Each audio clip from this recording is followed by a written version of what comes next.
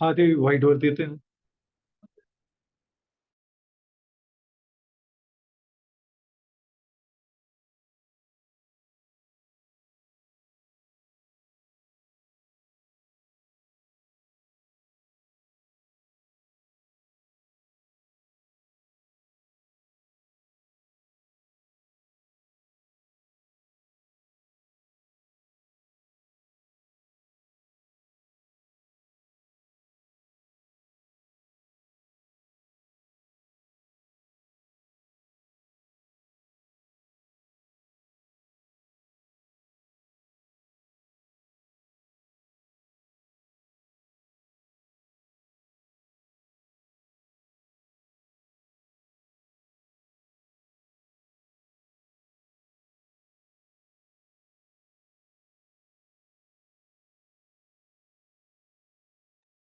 Okay, so let's resume it back.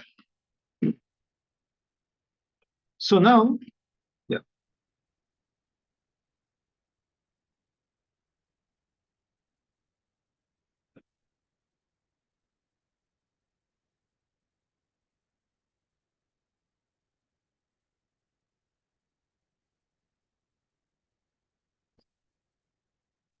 Yeah, so let's resume it back. So just I will share my screen, guys. Please inform me once it is visible. Yes, it's visible. That's it. So now let's learn about the HTML. So basically, the very first part which we are going to see, that is the HTML. Okay. Now, whenever it comes to UI, मान लेते हैं कि हम UI के बारे में थोड़ा discussion करेंगे. Let's consider that we want to create a web page. Okay, we want to create a web page. जैसे हमें फ्लिपकार्ट का वेब पेज क्रिएट करना है. Let's assume that we want to create a web page of Flipkart. तो ये page अगर मुझे create करना है तो इसके लिए हमें 3 मेजर पार्ट की जरूरत लगेगी. The first one will be HTML, the second one will be CSS, and the last one will be JavaScript.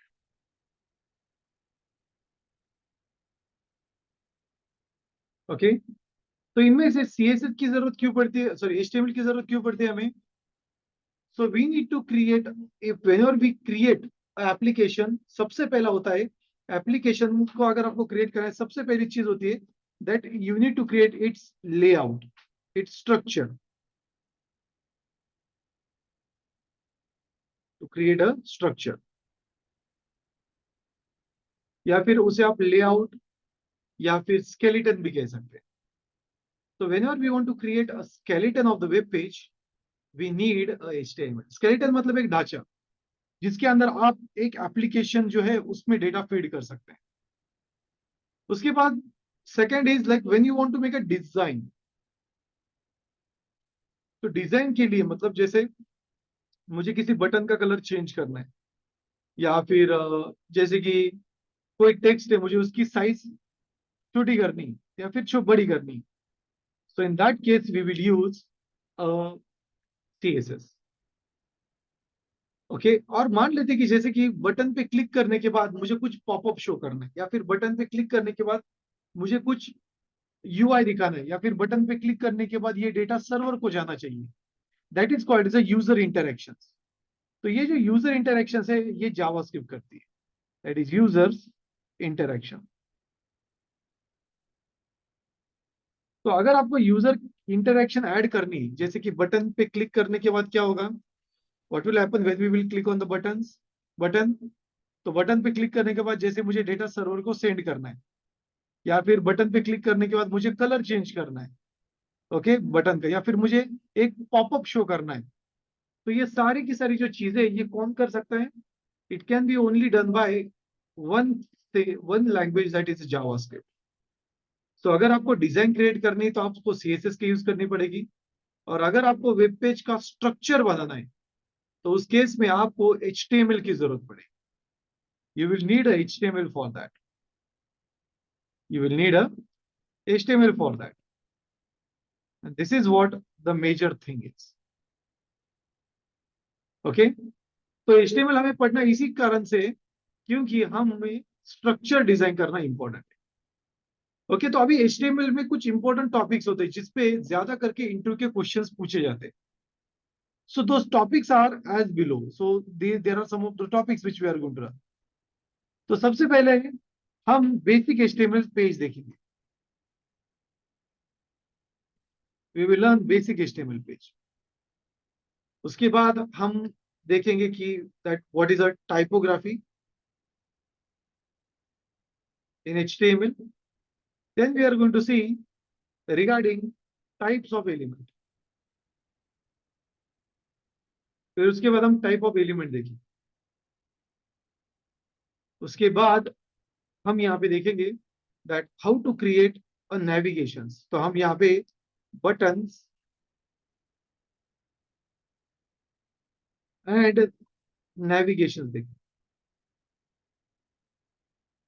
buttons and navigations. उसके बाद फिर हम देखेंगे कि what is the list. After the list we are going to see the tables. After the table we are going to see the forms. Forms के बाद हम यहाँ पे layout समझेंगे. Okay. After the layout we are going to see how to add map in the website. And the last we are going to see how to add social media web pages.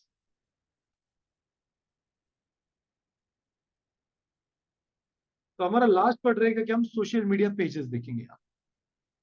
Okay, तो जैसे कि मान लेते कि आपको Google का map add करना है या फिर लोकेशन ऐड करनी है, लोकेशन मैप वेब पेज में, तो वो कैसे ऐड होता है. या फिर आपको सोशल मीडिया के पेजेस ऐड करना है, जैसे आपको आपकी वेबसाइट में फेसबुक का पेज ऐड करना है या फिर ट्विटर का पेज ऐड करना है या फिर लिंक्डइन का पेज ऐड करना है, तो वो कैसे ऐड किए जाते हैं वो भी हम देखेंगे. Okay, so once we complete with this part, then we will consider that our topics are wind up with this. Okay, तो ये सारे टॉपिक रहेंगे जो हम लर्न करने वाले. Okay, so these are the topics which we are going to learn in our entire scenario, that is our entire course of HTML. Okay, I hope so it is clear. यहाँ तक clear है.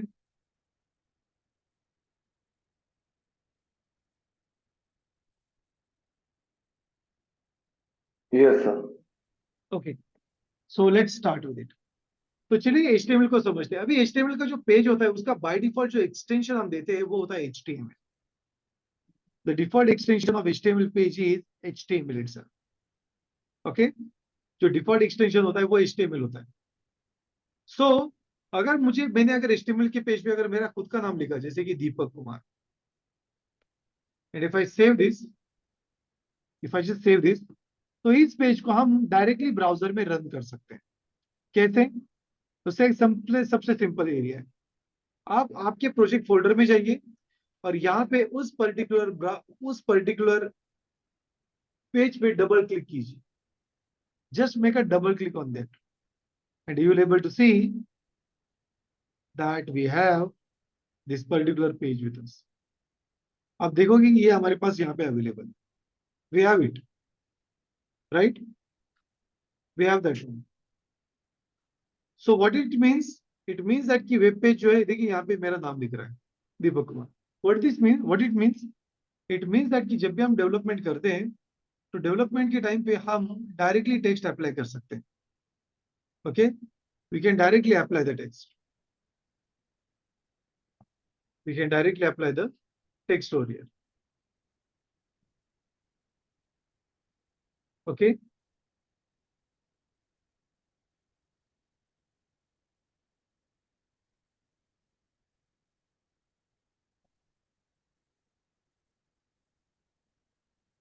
Yes. So now अभी इसको मैंने left और right लिया है, तो आप देख सकते हैं कि यहाँ पे अगर मैंने मेरा और एक आगे अगर लिखा like say Shinde, and if I save this, if I refresh the page, you are able to see that it will work. ये प्रॉपरली वर्क. बट क्या ऐसा कोड लिखना एक स्टैंडर्ड वे है HTML का? The answer is no. This is not a standard way. जब भी आप HTML का कोड लिखते हैं तो ये एक स्टैंडर्ड वे नहीं है. सो HTML का कोड लिखने का सबसे स्टैंडर्ड वे कौन सा है? So to use some HTML tag. Okay, अभी HTML का लॉन्ग फॉर्म क्या है? What is the long form of HTML? It's a Hypertext Markup Language. Exactly, it's a hypertext markup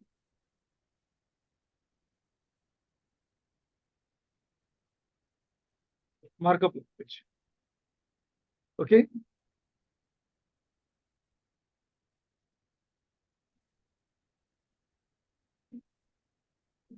hypertext markup language. तो basically ये जो language है इसे कहते हैं हाइपरटेक्स्ट मार्कअप लैंग्वेज। तो इसमें सिंटैक्स होता है।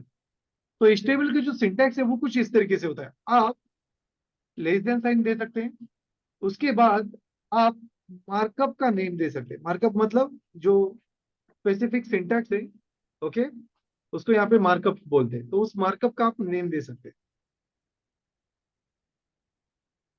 And then you can close that.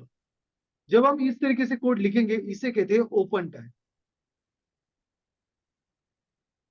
इसे कहते हैं open tag.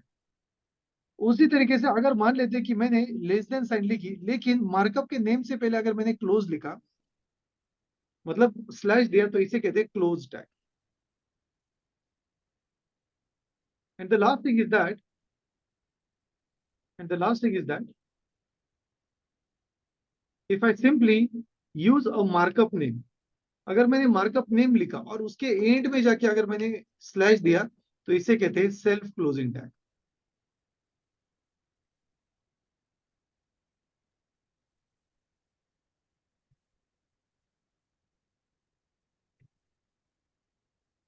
Self closing tag.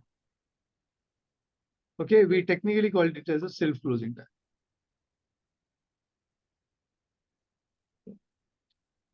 So what it means? It means that कि HTML में it means that कि HTML में आपके पास अलग अलग टैग होते हैं, जैसे कि less than markup name greater than sign, उसके बाद less than slash markup name and close tag, and the last one is markup name और फिर क्लोज टैग। तो एक चीज याद रखिएगा, जब भी आप ओपन टैग यूज करेंगे, जैसे मैं यहाँ पे लिखूंगा ओपन टैग, तो ये ओपन टैग ओपन करने के बाद आपको ये क्लोज टैग लिखना कंपलसरी है। मतलब जब आप ओपन टैग लिखोगे उसमें ये क्लोज टैग लिखना कंपलसरी है। और जो आपका डेटा रहेगा, मतलब जो भी आप डेटा पास करोगे, मान लीजिए आपने कोई टेक्स्ट पास किया, फिर टेबल पास किया या फिर डेटा पास किया, तो आपका डेटा एक्चुअली ओपन और क्लोज के बीच में होना चाहिए। कैसे होना चाहिए? इस ओपन और क्लोज के बीच में। लेकिन अगर मान लेते हैं कि आपने एक ऐसा टैग लिखा जो सेल्फ क्लोजिंग टैग है, तो इसका डेटा उस टैग के अंदर होता है। ओके, ये चीज याद रखिए। अब ये इन टैग में यही डिफरेंस है। जब भी कोई टैग ओपन होता है जब भी कोई टैग ओपन होता है तो वो क्लोज भी होता है। जब भी कोई टैग ओपन होता है तो वो क्लोज भी होता है। ओके, और उसका जो डेटा होता है वो ओपन और क्लोज के बीच में रहता है। लेकिन अगर मान लेते कि टैग अगर क्लोजिंग टैग है, tag is a closing tag, मतलब सेल्फ क्लोजिंग टैग, तो उस केस में उसका डेटा उस टैग के अंदर रहता है। अभी जैसे हम आगे जाएंगे तब हम देखेंगे इसे कि ये किस तरीके से काम करता है। Okay, we will understand it that how it actually works.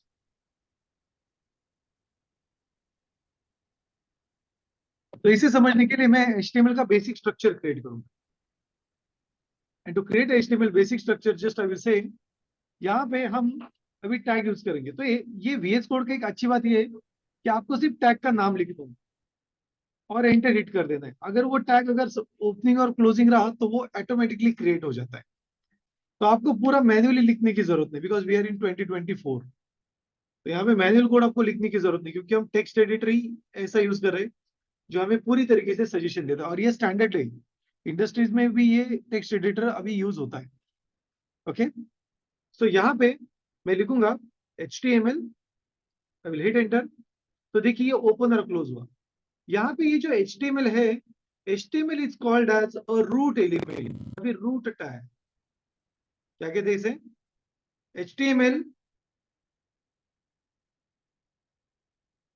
HTML is called as root element,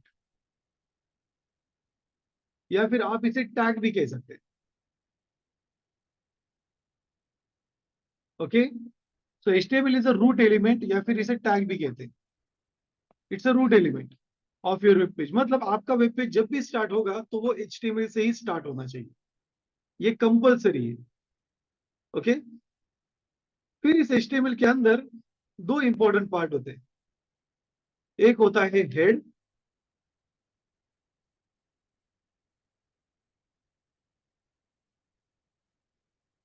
और दूसरा होता है बॉडी. ओके, मतलब HTML के टोटल दो पार्ट होते हैं. एक होता है हेड और दूसरा होता है body.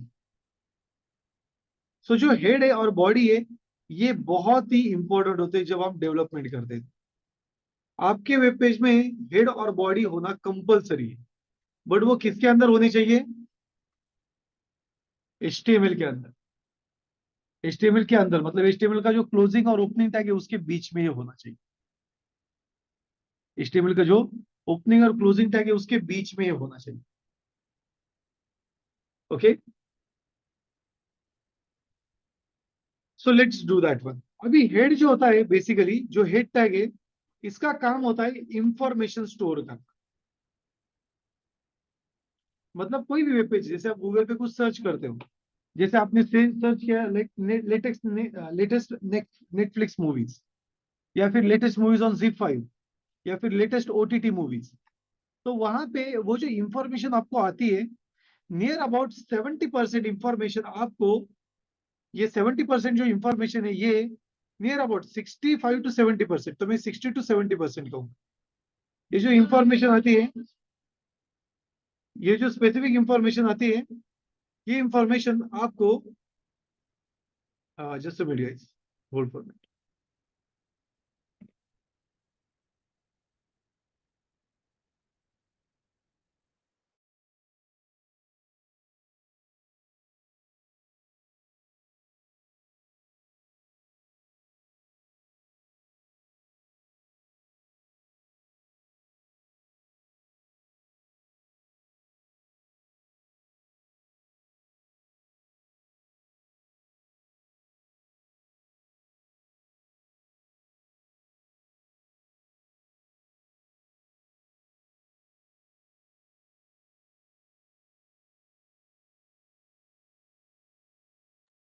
Okay, yes, I hope so I'm audible.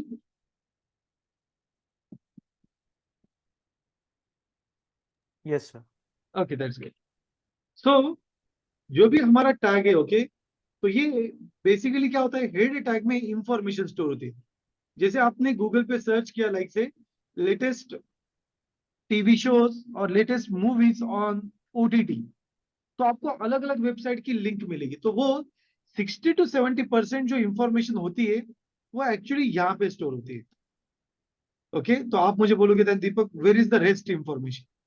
वो जो बाकी इंफॉर्मेशन होती है, वो बॉडी टैग से ली जाती है. बॉडी टैग का बेसिकली काम होता है डेटा डिस्प्ले करना, to display the data. The main use of body tag is to display the data.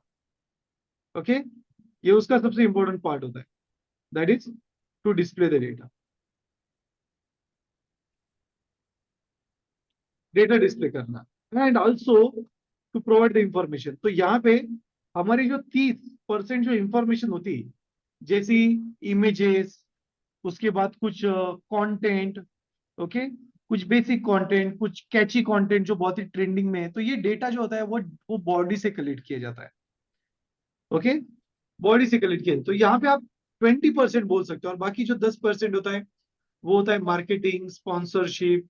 Okay, उसमें भी ये चीजें डिपेंड होती है कि अगर गूगल को अगर किसी ने ज्यादा पे किया है, तो वो उसकी जो कंटेंट है वो अगर वैलिड रहा तो वो ऊपर आ जाता है. Okay, and this actually happens in the social, inside the search engines. Okay, but ये जो हेड टैग है, इसके अंदर इंफॉर्मेशन स्टोर की जाती है. अभी जब हम हेड टैग की बात करते हैं, तो यहाँ पे हेड टैग के अंदर कुछ एलिमेंट होते हैं जो बहुत ही इंपॉर्टेंट है हमारे लिए, जैसे कि Meta, title, link, style. Okay, ये चार एलिमेंट बहुत ही इंपॉर्टेंट होते हैं जब भी हम डेवलपमेंट करते हैं। तो याद रखिए ये चार एलिमेंट हम सबसे कॉमनली यूज करते हैं, जिनमें से मेटा एलिमेंट जो होता है वो एक्चुअल इंफॉर्मेशन स्टोर करता है। ओके, इनमें से मतलब जो हेड सेक्शन होता है, तो हेड के अंदर ये सारे एलिमेंट्स होते हैं। ओके, हेड के अंदर ये सारे एलिमेंट्स होते हैं। तो ये सारे के सारे एलिमेंट हमारे लिए बहुत इंपॉर्टेंट होते हैं, जिनमें से मेटा एलिमेंट जो है उसमें एक्चुअल इंफॉर्मेशन स्टोर होती है, it stores the information of page. Okay, ये जो हमारा वेब पेज होता है इसकी इंफॉर्मेशन एक्चुअली ये स्टोर करता है। उसके बाद जो टाइटल होता है ये हमारे पेज को नेम देने के लिए हम यूज करते हैं। Okay, to provide a title for our web page, मतलब जो भी हमारा पेज है उसको एक टाइटल देना है हमें, जो हम टैब के अंदर देखते हैं। ब्राउजर में जो टैब होता है ऊपर, आप देखोगे कि ब्राउजर में टैब भी होता है, right. You will able to see that कि यहाँ पे ऊपर एक टैब दिया गया है, देखिए यहाँ पे एक टैब है। तो ये टैब में आपको करंटली कोई भी नेम नहीं दिखेगा, मैंने जहाँ पे हाईलाइट किया वहां, you will not able to see any name. The reason is that कि वो जो टैब है, the reason is that only कि वो जो स्पेसिफिकली जो टैब है,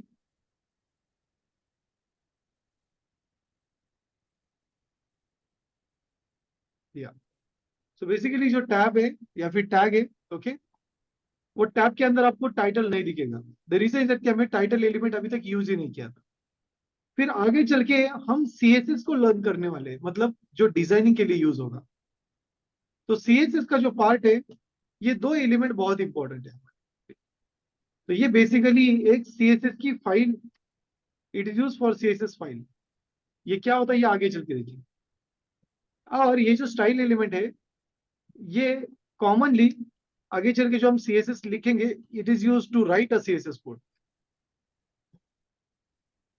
तो इसमें हम सीएसएस का कोड लिख सकते हैं। तो देखिए, हेड एलिमेंट के अंदर इंफॉर्मेशन अगर स्टोर करनी है तो कौन सा एलिमेंट यूज करना पड़ेगा? कौन सा एलिमेंट है? Meta element, right. We have a meta element, but let's say that कि मुझे अगर वेब पेज को टाइटल लेना है तो कौन सा पेज यूज करेंगे, कौन सा एलिमेंट यूज करेंगे हम?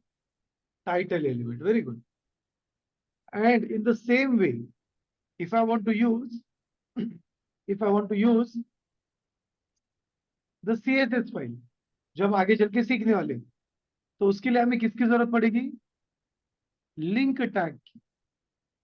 और उसी कंडीशन में अगर मान लेते कि मुझे CSS का कोड लिखना है मुझे उसकी फाइल नहीं चाहिए, सिर्फ मुझे कोड लिखना है, तो कौन सा एलिमेंट यूज करेंगे? Very good, style element. Okay, hope so यहां तक कोई क्वेश्चन नहीं किसी के पास? Any question, any query?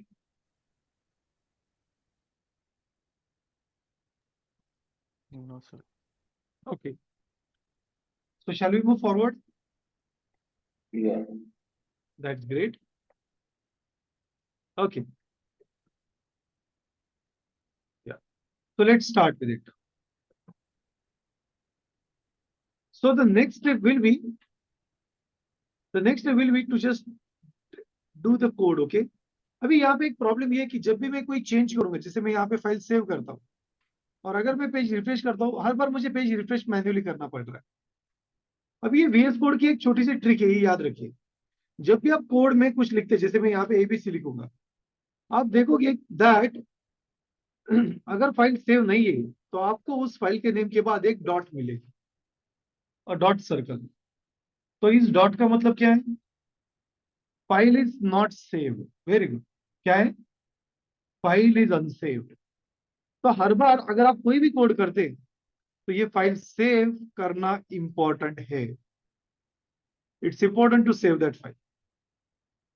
Okay, तो मैं यहाँ पे कंट्रोल एस यूज करके सेव करूंगा, but the problem is that हर बार मुझे पेज मैन्युअली रिफ्रेश करना है। सी, वो ABC के लिए। And writing like this logic or just testing this logic like this is not a good practice. So what we can do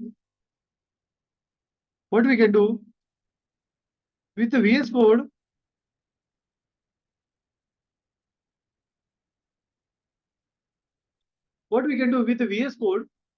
I can simply use one of the extension. मैं यहाँ पे एक extension use करूंगा, okay, जिसका नाम होता है live server. You will use the extension name called as a live server. Okay, यहाँ पे आप देख सकते हैं live server, और इसका जो creator है उसका नाम है Ritwik Dey. Okay, name is Ritwik Dey. So you can simply install it. तो आप इसे इंस्टॉल कर सकते हैं. यहाँ पे अभी मेरे सिस्टम में ऑलरेडी इंस्टॉल है, तो आपको ये इंस्टॉलेशन आइकॉन नहीं दिखेगा, but you will install that one. Once you install it, फिर उसके बाद आपको जस्ट क्या करना है गाइस, जस्ट यहाँ पे राइट क्लिक करना है, और फिर आपको एक ओपन ऑप्शन आएगा, open with live server. You will get option called open with live server. So just इस पे क्लिक कर दीजिए. As soon as you will click on it, you will able to see that it have opened the things in the server itself. इसने server पे ये specifically open कर दिए. You will able to see that one. Okay? अभी इसका एक advantage ये है, कि अगर मैंने यहाँ पे बॉडी के अंदर अगर लिखा hello and if I save this, तो ये ऑटोमेटिकली रिफ्रेश हो जाता है. Okay, so it will be get refresh automatically.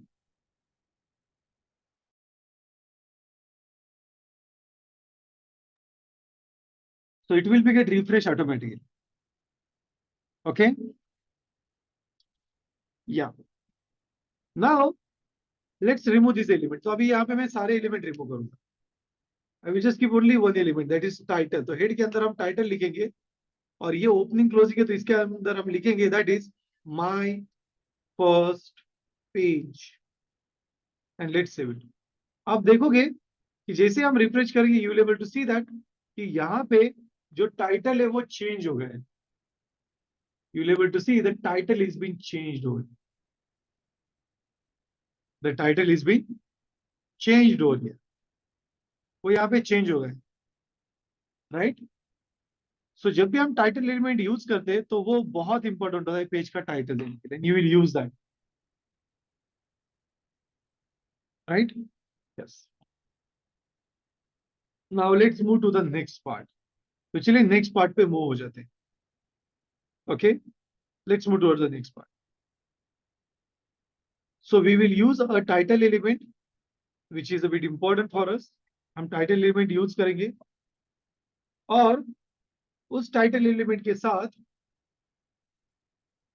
yes, we will use a title element, और उस title element के साथ और भी ज्यादा element है जो हम use करने वाले हैं. But yes, this is called as a basic page of HTML. तो basic HTML का पेज कैसा होना चाहिए? उसमें HTML एलिमेंट होना चाहिए, हेड होना चाहिए, हेड के अंदर टाइटल होना चाहिए, फिर बॉडी होनी चाहिए. अगर आपका पेज अगर इतने एलिमेंट है, टोटल कितने एलिमेंट है हमारे पेज के अंदर? 4 एलिमेंट है, head, HTML, head, body and title. तो मिनिमम आपके पेज में इतने सारे एलिमेंट होने ही चाहिए. Okay, is that clear? Okay. Yes. यहाँ तक क्लियर है?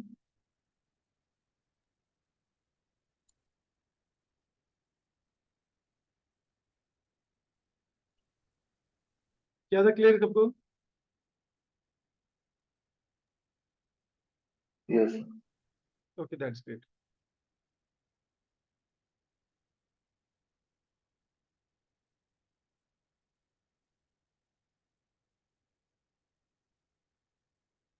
Yes, so this is going to be your basic HTML page. Okay, and this is how it will look like.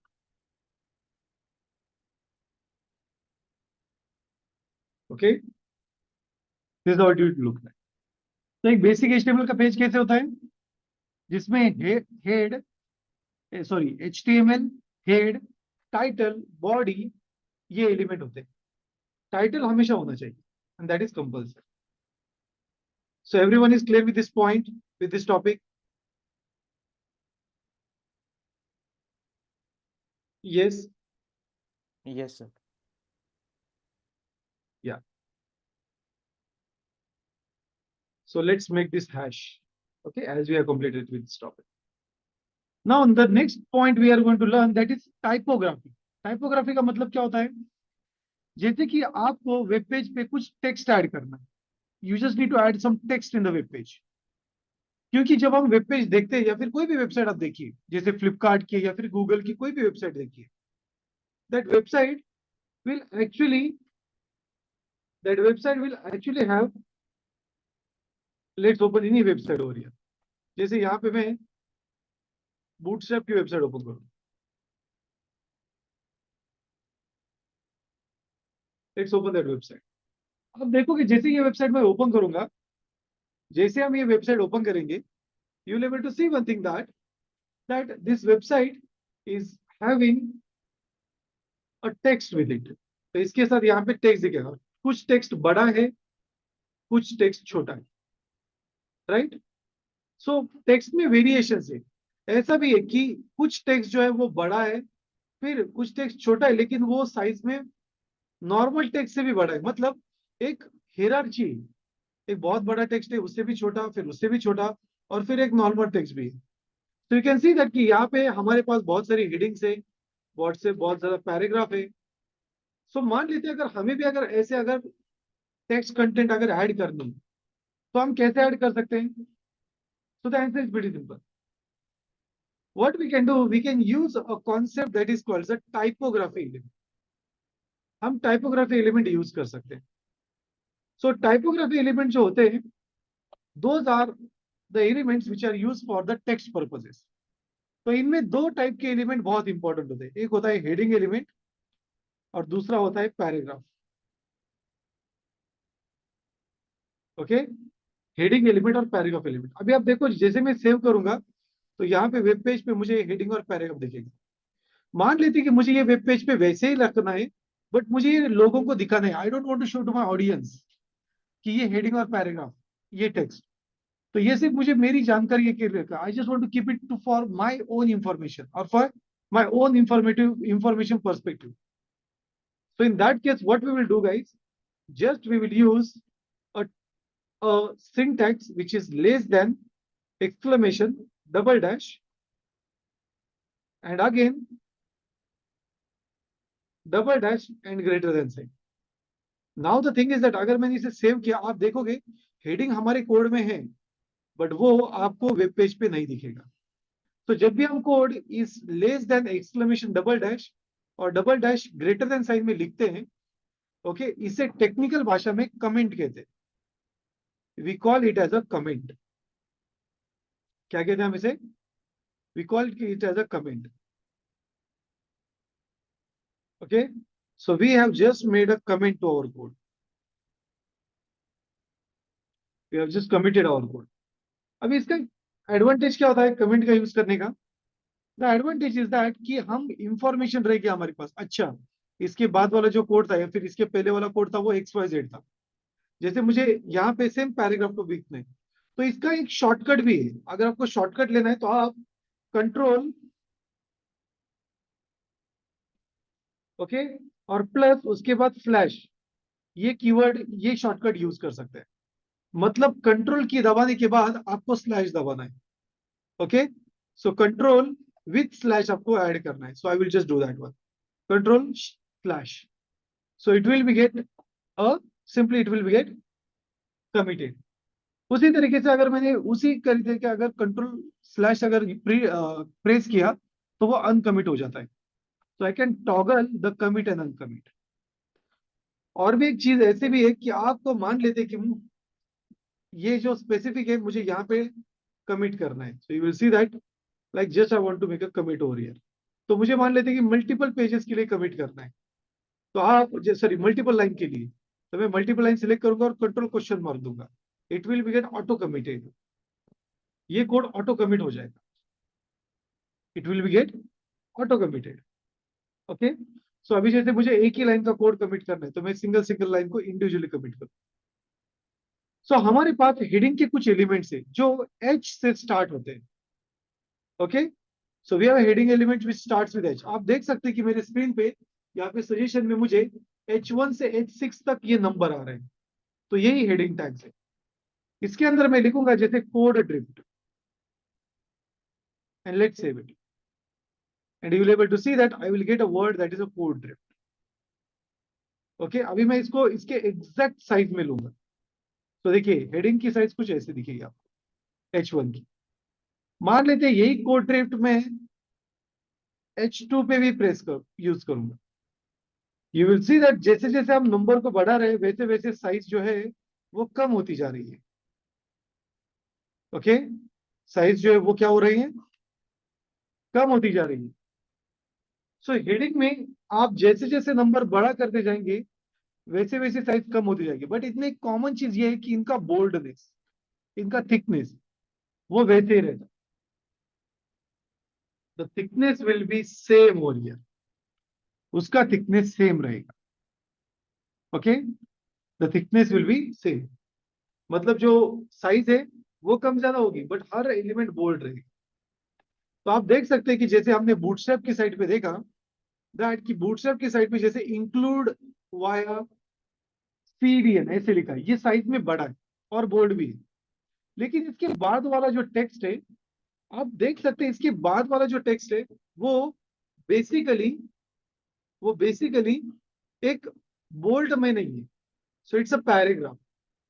तो अगर मुझे HTML में पैराग्राफ अगर इंप्लीमेंट करना है, I just want to use paragraphs, so in that case we can use a element called as a P stands for paragraph, और फिर उसके अंदर हम वो टेक्स्ट पास कर सकते हैं and you will able to see that कि वो टेक्स्ट यहाँ पे हमें मिल गया। Okay, we have got that text. So what is the use of paragraph? Paragraph का यूज क्या होता है? Paragraph is used to provide a certain text for a paragraph operations. कुछ पैराग्राफ ऑपरेशंस के लिए हम कुछ टेक्स्ट यूज कर सकते हैं। ओके, सो कितने एलिमेंट है हमारे पास for printing the text? Text के लिए कितने एलिमेंट है हमारे पास? हेडिंग एलिमेंट है और पैराग्राफ एलिमेंट है। इसके अलावा और एक एलिमेंट होता है जिसे कहते हैं स्पैन एलिमेंट। इसमें भी मैं लिख सकता हूं जैसे hello. Okay, you will see that कि ये हमें पैराग्राफ जैसे दिखेगा। बट पैराग्राफ में और स्पैन में ये डिफरेंस है कि पैराग्राफ में अगर मैंने हेलो लिखा तो आप देखोगे कि पैराग्राफ नए पेज पे प्रिंट होगा, और एक अगर पैराग्राफ मैंने लिखा जैसे हेलो ही करके, ओके, तो वो फिर से नया पेज पे प्रिंट होगा। तो मैं इसे आइडेंटिफाई करने के लिए लिखूंगा पैरा, और यहाँ पे भी लिखूंगा पैरा। तो आप देख सकते हैं कि हेलो पैरा ये 2 बार आपको प्रिंट हो रहा है, लेकिन ये अलग अलग लाइन पे हो रहा है। लेकिन मान लेते हैं वही अगर मैं स्पैन टैग के साथ यूज कर रहा हूं जैसे para, and if I just try to copy paste, sorry, span, and if I try to copy paste it, आप देखोगे कि पैराग्राफ टैग जैसा स्पैन टैग लाइन ब्रेक नहीं करता है। आप देखोगे पैराग्राफ टैग लाइन ब्रेक कर रहा है but span tag line break कर रहा है क्या? Yes guys, answer is no, right? It is not breaking it. And why it is so? So we will see that part. But before that, we will take a 5 minutes of break. Okay? So 5, yeah. So actually तो video convert करने के लिए मुझे थोड़ा ज्यादा समय लगता है. So we will again take a 10 minutes of break. ये आज के सेशन में ही रहेगा. Next session से this thing will not happen. Okay? Yeah. So we will take a break till 11:40 और फिर हम हमारा लास्ट पार्ट जो है वो स्टार्ट करेंगे आज के session. Okay? So let's join. Okay, sir. Let's join at 11:40.